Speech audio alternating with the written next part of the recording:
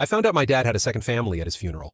The church smelled like candles and old wood, and the air felt heavy, in that way it only does when everyone is trying not to cry too loudly. I was sitting beside my mom, Elena, holding her hand while she shook. She'd been married to my dad, Victor, for 22 years.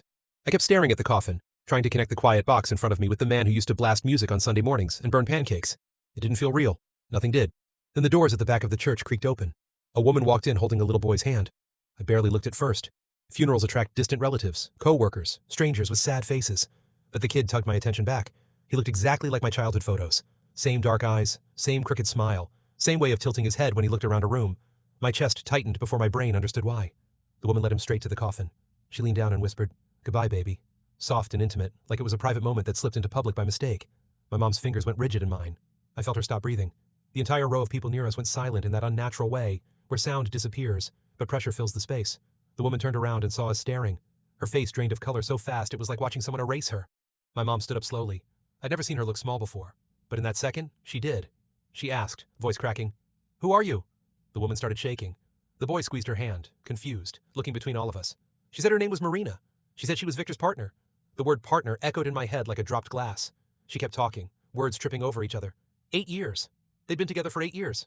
My brain snagged on the number. 8 birthdays, 8 New Years, 8 years of dinners he said were work meetings, another apartment across town, another life running parallel to ours like train tracks that never touched. Marina said he told her we were cousins. Distant relatives he helped financially. That's why he was busy. I looked at the kid again. His name was Misha. He stared at me with open curiosity, like he was trying to solve a puzzle. I realized he was counting my face the same way I was counting his. We shared our father's features like evidence laid out on a table. I didn't feel anger toward him. I felt something worse, grief splitting in 2 directions. I was mourning my dad while discovering I never actually knew him. My mom collapsed back into the chair, a sound leaving her that I'd never heard before. It wasn't just crying. It was betrayal ripping through 22 years of memories. Marina kept saying she didn't know, over and over. She said if she'd known, she would have never stayed. The church turned into a courtroom with no judge, no rules, just whispers spreading like fire. People stared at us, at them, at the coffin like it might open and explain itself. I felt angry at my dad for making strangers out of all of us. Angry that even in death, he managed to divide the room. At the end of the service, when people started filing out in awkward silence, I walked over to Misha.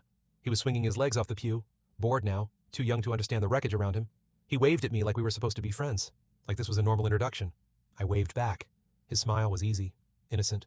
Whatever my dad did, this kid didn't choose it. I don't hate him. I don't even know if I hate my dad. Hate feels too simple for something this tangled. I just know grief hits different when the person you're burying turns out to be a stranger, and the family you thought was solid splits open in front of a coffin. Even now, when I think of my father, I see 2 lives layered on top of each other, and I'm still trying to figure out which one was real.